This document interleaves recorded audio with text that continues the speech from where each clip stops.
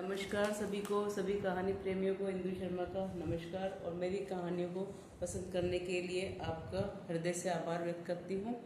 आज हमारी कहानी चल रही थी अनवरत क्रमशः राजा दिलीप और रघुवंश का उद्भव। आज हम इसको 5वां भाग सुनेंगे। और अब तक आपने पढ़ चुके थे। राजा दिलीप होश में आ गए थे और उनको देखकर ऋषि वशिष्ठ भी प्रसन्न थे। राजा दिलीप ने अपने जिस समय वो अर्ध चेतन अवस्था में थे, क्या क्या हुआ, राज्य का क्या हुआ, कैसे उसको उनके पास से न सूचना पहुंचाई गई, वो सब उन्होंने ऋषि वशिष्ठ से जानकारी प्राप्त की। और उसके बाद ही वे अपने उस शिष्य से भी आभारी हुए जिसने उनको यहाँ तक लाने के लिए एक श्रेष्ठ कार्य किया था। इसके आगे हम पढ़ते हैं। राजा दिलीप अब स्वस्थ होने लगे थे। उनकी उपचार में अब वे सामान्य रूप में आने लगे थे गुरु वशिष्ठ के उपचार से।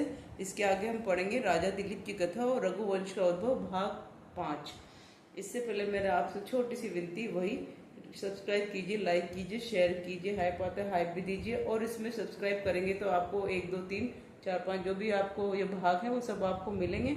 और सबसे जब जो मेरा वीडियो है उसके नीचे उनका लिखा हुआ, आप वहाँ पर लिखे हुए पर क्लिक करेंगे तो आपको वहाँ थोड़ा सा स्पेस खुल के आपको 1 2 3 4 नंबर दिख जाएंगे और आप अच्छे से इस कहानी का आनंद ले पाएंगे। आज मैं शुरू करती हूँ। राजा दिलीप की कथा और रघुवंश का उद्भव भाग 5 सुनिए। औषधीय सेवन के पश्चात राजा दिलीप शीघ्रता से स्वास्थ्य का लाभ ले रहे थे। आज अन्न और जल नियमानुसार समुचित प्रकार से पुनः ग्रहण करने योग्य हो गए थे। राजा की मनोदशा देखकर गुरु वशिष्ठ ने उनके एकांत से वार्ता करने का निर्णय किया, क्योंकि राजा दिलीप की मनोस्थिति भी अच्छी नहीं थी और वशिष्ठ ऋषि जानते थे कि कोई न कोई अवसाद इनको है, जिसीलिए जंगल में इस अवस्था में आए हैं। और जब देश का राजा यदि इस अवस्था में हो तो प्रजा के लिए भी अच्छा नहीं होता। उन्होंने बहुत समझाया राजा दिलीप को कि उनकी मनोदशा को ठीक करने के लिए, उनको वापस से अपने शक्ति को याद दिलाने के लिए, वो कितने शक्ति संपन्न है और उनका राज्य कितनी शक्तिशाली, उनके ऊपर कितने उत्तरदायित्व है, उसी को वो समझाते हुए अब देख रहे थे कि राजा दिलीप बात करने के लिए अब ठीक है, उनको मनोदशा ठीक है। आश्रम में रहने के बाद, चिकित्सा के बाद अब वे उनके मन का इलाज भी करना चाहते थे। तो देखिए, राजा अब वेधशाला में अपने विश्राम कक्ष में आ गए थे और गुरु वशिष्ठ ने उनसे बात करने का निर्णय कर लिया था। राजा की मनोदशा देखकर गुरु वशिष्ठ ने उनसे एकांत में वार्ता करने का निर्णय किया। राजा अब वेधशाला में अपने विश्राम कक्ष में आ गए थे। वहीं पर गुरु वशिष्ठ उनके पास चर्चा करने के उद्देश्य से आसन पर विराजमान हो गए। उनके सानिध्य में राजा दिलीप को अपने पिता का स्नेह अनुभव हुआ। वैसा उनको प्यार अनुभव, जैसे एक पिता के संरक्षण में जाते हैं वैसा ही गुरु के संरक्षण में अनुभव हुआ। और सच में गुरु के संरक्षण में जाने के बाद यही अनुभूति होती है। अब राजगुरु कोई भी बात गोपनीय नहीं थी। अब राजगुरु से कोई भी बात गोपनीय नहीं थी। गुरु वशिष्ठ, राजन, आपकी देह का उपचार तो मैं यथाशक्ति कर सकता हूँ, किंतु मुझे ऐसा प्रतीत हो रहा है कि देह से अधिक आपका मन अस्वस्थ है। ऋषि वशिष्ठ ने बात पकड़ ली। क्या मैं इसका उपचार करने में समर्थ हूँ? मेरे योग्य कोई विचार हो तो प्रस्तुत करें। क्या मैं ऐसा कर सकता हूँ? राजा दिलीप अपनी बात पकड़ में आते ही बोले, गुरुवर, आप मेरी मनोदशा से पूर्ण रूप से अवगत हैं। मैं निसंतान राजा, ऐसा प्रतीत हो रहा है कि देह से अधिक मैं निसंतान राजा इस कलंक के भार से वहन करने में असमर्थ हूँ। मेरे भाग्य में इस प्रकार की नियति किस कर्म के कारण उत्पन्न हुई? मैंने कौन सा पाप किया है?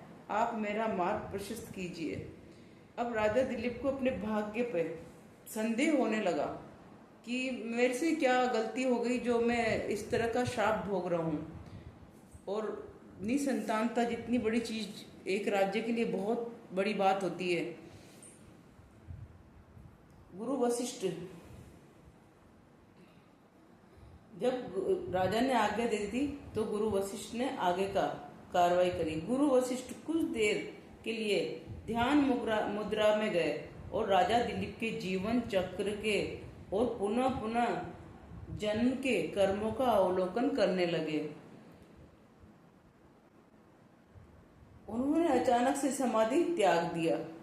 जब वो अवलोकन कर रहे थे, उन इतना सामर्थ्य होता था पहले के गुरुओं में कि आप इस वर्तमान जीवन में हैं, लेकिन वो आपके पिछले जन्म जितने भी आपने की व्यतीत करके आए हैं वह अपने अंतर चक्षु से उन्हें देख लिया करते थे।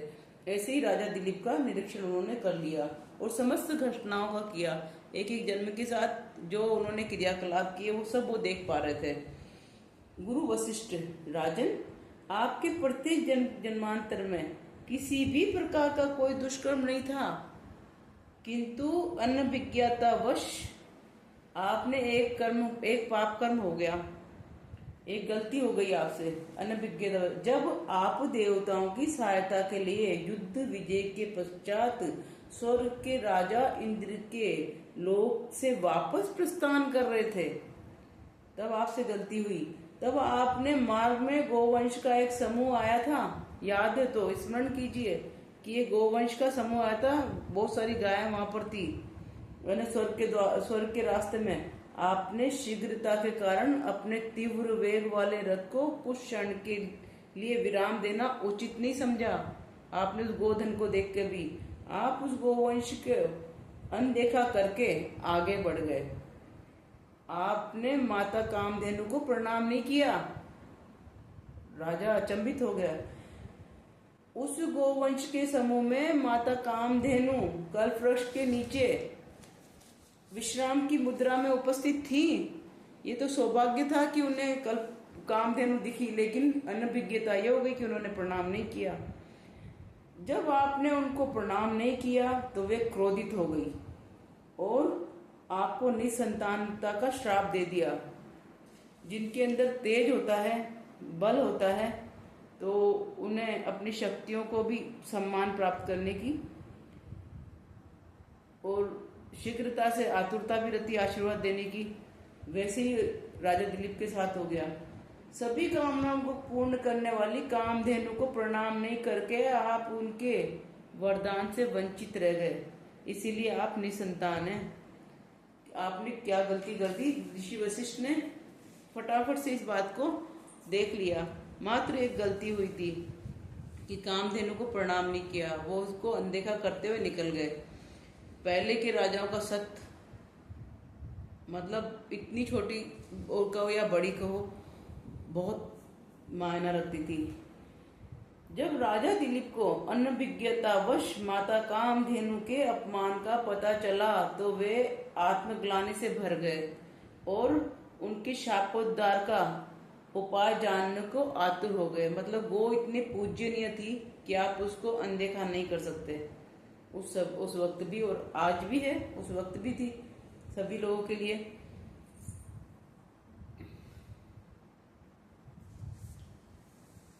राजा दिलीप, क्या मैं माता कामधेनु से अपने अपराध की क्षमा मांग लूं, याचना करूं? क्या करूं अब मैं? इसका कोई न कोई उपाय, कोई न कोई विकल्प तो अवश्य होगा। गुरुदेव आप मेरी सहायता कीजिए। इस प्रजा को इस श्रेष्ठ उत्तराधिकारी की अत्यंत आवश्यकता है। मेरे कुल का वंश आगे बढ़ाना मेरा धर्म है। हे गुरु वशिष्ठ, आप मेरी मदद कीजिए। अब राजा दिलीप बिल्कुल नतमस्तक हो गए उनके ऋषि वशिष्ठ के आगे, क्योंकि अब उन्हें अपनी गलती का पता लग गया, जिसके लिए वे इतनी ज्यादा मतलब उनकी हीन भावना से ग्रसित हो रहे थे, पश्चाताप कर रहे थे, अपने ग्रह दशा को, हर दशा को दोषी मान रहे थे, अपने पाप कर्म को देख रहे थे। आज उन्हें वो समझ में आ गया कि कारण क्या हुआ। गुरु वशिष्ठ, धैर्य धारण करें राजन, आपकी शंका का निवारण शीघ्र हो जाएगा। इसके लिए आपको माता कामधेनु के पास जाने की आवश्यकता नहीं है। आप इतने आतुर मत होइए। उनकी पुत्री माता नंदिनी मेरे ही आश्रम में उपस्थित है। इसी से आपका शापोद्धार होगा। आप उनकी पुत्री के यत्न के साथ श्रद्धा पूर्वक निश्चल भाव से सेवा कीजिए जब तक माता नंदिनी प्रसन्न होकर आपको संतान प्राप्ति का और सुख का आशीर्वाद नहीं देती तब तक आप उसकी सेवा कीजिए। उनको उपाय भी बता दिया गया और उनका उद्देश्य और उनकी लक्ष्य बिल्कुल उनके पास में था। राजा दिलीप, गुरुदेव मैं कुछ भी करने को प्रस्तुत हूँ, आपकी आज्ञा शिरोधार्य है। ऋषि वशिष्ठ को राजा दिलीप ने कहा, गुरु वशिष्ठ राजन, इसके लिए आपको आश्रम में ही रहना होगा। इसके नियम भी थे, शर्तें भी थी। ऐसे ही नहीं कि आप राज दरबार से बहुत सारी धन संपदा भेजकर और गायों की सेवा हो गई। गोमाता भी नहीं थी। जब आप तक आप अपने शरीर से सेवा नहीं करेंगे तब तक वो प्रसन्न होने वाली नहीं थी और आज भी नहीं होने वाली। उसका प्रतिफल नहीं मिलता है ना। गुरु वशिष्ठ राजन, इसके लिए आपको आश्रम में ही रहना होगा, यहीं रहकर सेवा करनी होगी जब तक कि आपका मनोरथ पूर्ण नहीं हो जाता। राजा दिलीप, जी गुरुदेव, मैं उस उद्देश्य पूर्ति के लिए पूर्ण रूप से प्रस्तुत हूँ और इसी क्षण प्रस्तुत हूँ। राजा दिलीप ने कहा, मैं इसी क्षण इस उद्देश्य की पूर्ति के लिए तैयार हूँ। आप जो आज्ञा देंगे वो शिरोधार्य है, मैं उसको पूर्ण करूंगा। मेरा उद्देश्य पूरा होना चाहिए, संतान प्राप्ति का आशीर्वाद मुझे मिलना चाहिए और प्रजा को एक उत्तराधिकारी मिलना चाहिए। आज का ये अंक मेरा यही समाप्त होता है और आपसे यही प्रार्थना है कि लाइक, सब्सक्राइब, शेयर कीजिए। और आप सबका बहुत बहुत धन्यवाद कहानी प्रेमियों का, जो आप इसको लगातार सुन रहे हैं। और भी इसमें रोचक जानकारियां आपको मिलेगी। इसी के साथ इंदु शर्मा आपका मौलिक कहानियों के साथ आज का एपिसोड यही समाप्त करती है।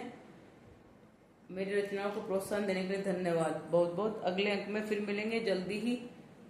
इसके अंक के साथ मैं उपस्थित होंगी। तब तक के लिए आप इस कहानी का आनंद लीजिए।